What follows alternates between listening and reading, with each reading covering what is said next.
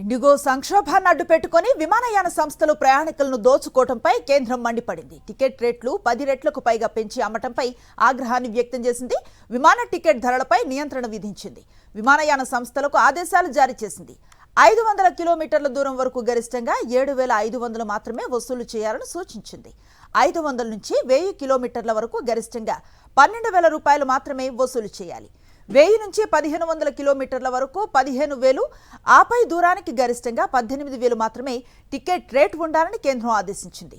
IndiGo సంక్షోభంతో గత 5 రోజులుగా వేల సర్వీసులు రద్దయ్యాయి. దీంతో ప్రయాణికులు తీవ్ర ఇక్కట్లు పడుతున్నారు. ఇండిగో ప్రత్యామ్నాయం కూడా ఏర్పాటు చేయకపోవడంతో ఇతర విమానయాన సంస్థలను ఆశ్రయిస్తున్నారు. అయితే ఈ పరిస్థితిని ఆసరాగా తీసుకుని టికెట్ రేట్లు భారీగా పెంచేశాయి. ఈ విషయం తమ దృష్టికి రావడంతో కేంద్రం నియంత్రణ చర్యలు చేపట్టింది. ప్రయాణికులను దోచుకోకుండా ఆదేశాలు జారీ చేసింది. ఈ నిబంధనలు ఉల్లంఘిస్తే చర్యలు తప్పవని మిగిలిన విమానయాన సంస్థలను హెచ్చరించింది కేంద్ర విమానయాన సంస్థ.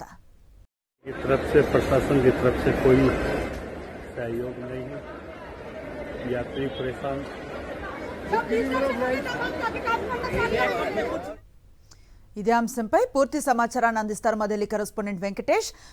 చెప్పండి. కేంద్ర విమానయాన శాఖ పెరుగుతున్నటువంటి ఎయిర్లైన్స్ ధరను నిరోధించేందుకు కొత్త పరిమితులను, కొత్త క్యాప్ను ఏర్పాటు చేసినటువంటి పరిస్థితి. మొత్తం 4 కేటగిరీలుగా దీనికి సంబంధించినటువంటి టికెట్ ధరలు నిర్ణయించి అందులో 500 కిలోమీటర్స్ వరకు 7,500 రూపాయలు, 500 నుంచి 1000 కిలోమీటర్ల వరకు 12,000 రూపాయలు, 1000 నుంచి 1,500 వరకు 15,000 రూపాయల క్యాప్ విధించారు. అలాగే 15,000 కిలోమీటర్లు 100 కిలోమీటర్లు కనుక దాటితే 18,000 రూపాయల ధర మాత్రమే గరిష్టంగా ఉండాలని విమానయాన శాఖ కొత్తగా ఒక క్యాప్ నిర్ధారించింది. ఆ మేరకు ఎయిర్లైన్స్ అన్నిటిని కూడా వీటిని అమలు చేయాలని ఆదేశాలు ఇచ్చింది. సో మొత్తానికి ఏ విమాన టికెట్ ధర కూడా గరిష్టంగా 18,000కు మించి ఉండొద్దని ఆదేశాలు ఇచ్చింది. కానీ ఆదేశాలు మాత్రం క్షేత్రస్థాయిలో అమలు కావడం లేదు. మీరు ఒకసారి చూడండి, మేక్ మై ట్రిప్ లో ఢిల్లీ నుంచి హైదరాబాద్ వెళ్లేటువంటి దీనికి సంబంధించినటువంటి ఫ్లైట్ టికెట్స్ కనుక చూస్తే ఏకంగా 62,000 రూపాయల వరకు కూడా టికెట్ ధర ఉన్నటువంటి పరిస్థితి మనకు కనబడుతుంది. సో ఈ నేపథ్యంలో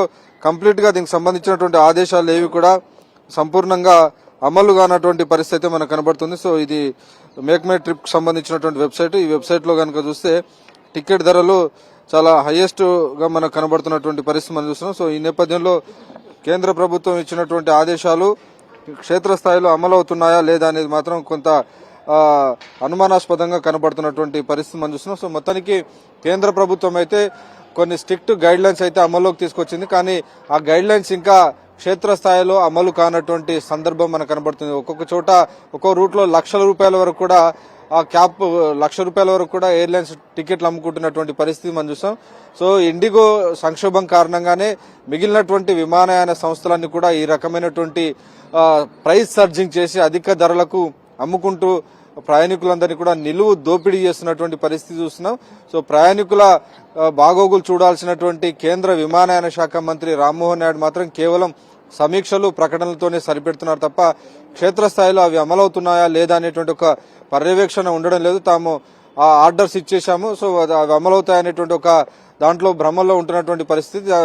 అవి అమలు చేయనటువంటి విమానయాన సంస్థలపైన తగినటువంటి చర్యలు తీసుకోవడం కానీ, పీనల్ యాక్షన్స్ తీసుకోవడం కానీ, పెనాల్టీస్ వేయడం కానీ, వాటిపైన తగిన చర్యలు తీసుకోవడంలో మాత్రం చాలా ఆలస్యమైందని మనం చెప్పొచ్చు.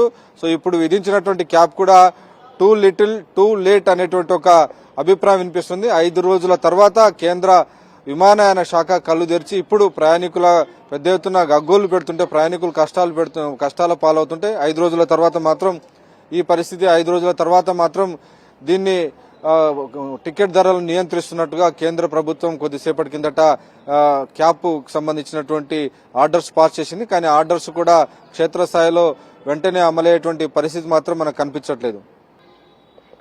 వెంకటేష్, ప్రస్తుతం మీరు లైన్లో ఉండండి. ఇండిగో సంక్షోభంపై ప్రధాని నరేంద్ర మోదీ సీరియస్ అయ్యారు. పౌర విమానయాన మంత్రిత్వ శాఖ ఉన్నతాధికారులతో మాట్లాడి తాజా పరిస్థితిని సమీక్షించారు. ఆయన రామ్మోహన్ నాయుడు వైఫల్యంతో స్వయంగా రంగంలోకి దిగారు. ప్రధాని మోదీ నేరుగా పౌర విమానయాన అధికారులతో మాట్లాడారు. ఇండిగో క్రైసిస్ పై ప్రధాని మోదీకి బ్రీఫింగ్ ఇచ్చారు ఏవియేషన్ అధికారులు.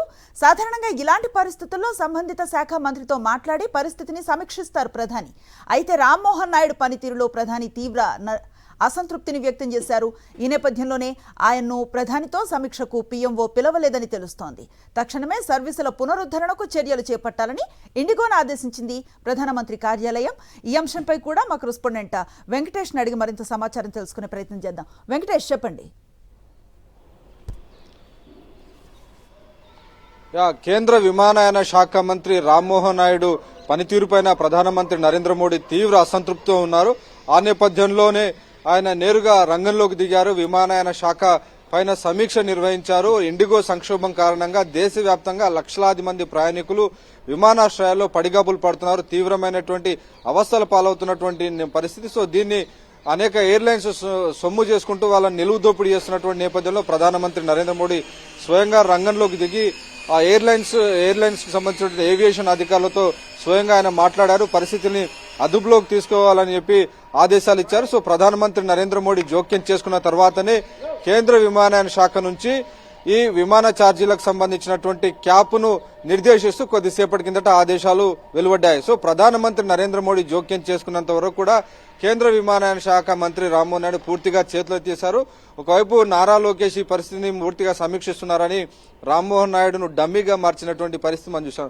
సో ఈ పరిస్థితుల మధ్యలోనే 5 రోజుల పాటు ప్రయాణికులందరూ కూడా తీవ్రమైనటువంటి కష్ట నష్టాలు పడ్డారు. సో చివరికి ప్రధానమంత్రి నరేంద్ర మోడీ జోక్యం చేసుకున్న తర్వాత విమాన టికెట్ ధరలకు కళ్లెం వేస్తూ కొద్దిసేపటి కిందటే నిర్ణయం తీసుకున్నారు. 18,000 రూపాయలకు మించి టికెట్ కనుక ధర పెంచితే ఆయా ఎయిర్లైన్స్ పైన కఠిన చర్యలు తీసుకుంటామని కేంద్ర ప్రభుత్వం ఆదేశాలు ఇచ్చింది. సో అవి ఆదేశాలు ఇంకా ఆచరణలోకి క్షేత్రస్థాయిలోకి ఇంకా రాలేదు. సో చూడాల్సింది ఇంకా కొంత సమయం వెయిట్ చేద్దాం. ఇవి అమల్లోకి వెంటనే తీసుకొస్తారా లేకుంటే ఎయిర్లైన్స్ సంస్థలు ఎప్పట్లాగే ప్రయాణికులను నిలువు దోపిడీ చేస్తాయనే చూడాల్సి. మొత్తానికైతే రామ్మోహన్ నాయుడు చేసినటువంటి ఈ నిర్వాకం కారణంగా దేశవ్యాప్తంగా లక్షలాది మంది ప్రయాణికులు తీవ్రమైనటువంటి కష్టాలు పాలైనటువంటి నేపథ్యంలో ఆయనను కంప్లీట్ గా ప్రధానమంత్రి కార్యాలయం ఆయన పక్కన పెట్టింది. కేవలం అధికారులను మాత్రమే పిలిచి సమీక్షా సమావేశంలో ప్రధానమంత్రి నరేంద్ర మోడీ నేరుగా విమానయాన శాఖకు సంబంధించినటువంటి సమీక్ష నిర్వహించినట్టు సమాచారం వస్తుంది.